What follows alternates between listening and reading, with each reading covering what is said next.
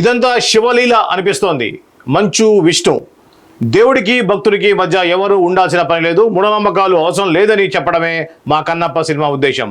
Kannappa cinema స్క్రిప్టుపై ఉన్న నమ్మకంతోనే భారీ బడ్జెట్ పెట్టి రిస్క్ చేసేందుకు ముందుకు వచ్చాం.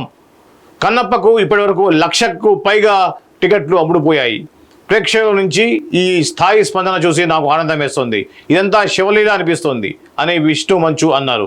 విష్ణు మంచు టైటిల్ రోల్లో నటించిన చిత్రం కన్నప్ప. ఈ చిత్రంలో మోహన్ బాబు, మోహన్ లాల్, ఆర్ శరత్ కుమార్, బ్రహ్మానందం, ప్రభాస్, కాజల్ అగర్వాల్, ప్రీతి ముకుందన్ ఇతర ప్రధాన పాత్రల్లో నటించారు. ముఖేష్ కుమార్ దర్శకత్వంలో ఎం మోహన్ బాబు నిర్మించిన ఈ చిత్రంలో నేడు అంటే శుక్రవారం రోజున విడుదలవుతోంది. ఈ సందర్భంగా గురువారం హైదరాబాద్లో జరిగిన సమావేశంలో విష్ణు మంచు మాట్లాడుతూ కన్నప్ప కథ కల్పితం కాదు, కన్నప్ప ఉన్నారు, ఇప్పటికీ ఆయన్ని ఆరాధిస్తుంటారు. ఆ దేవుడి దయ వల్ల కన్నప్ప సినిమా విషయంలో నేను ఆర్థిక కష్టాలు ఎదుర్కోలేదు. నా 4 పిల్లలు ఈ సినిమాలో నటించారు. ఓ తండ్రిగా నా పిల్లల్ని తెరపై చూడటం ఆనందంగా ఉంది. నేను అందరినీ గౌరవిస్తాను, ఏ కమ్యూనిటీని కించపరచాలని కూడా అనుకోను. కన్నప్ప చిత్రంలో ఎవరిని ఎక్కడా కూడా అగౌరవపరచలేదు. ఇతర రాష్ట్రాల్లో భారీ ఎత్తున రిలీజ్ ప్లాన్ చేశాం. ఇక తెలంగాణలో టికెట్ హైక్స్ లేవు. ఆంధ్రప్రదేశ్లో కూడా కొన్ని సెంటర్స్లోనే టికెట్ ధరలు 50 రూపాయలు పెంచడం జరిగింది.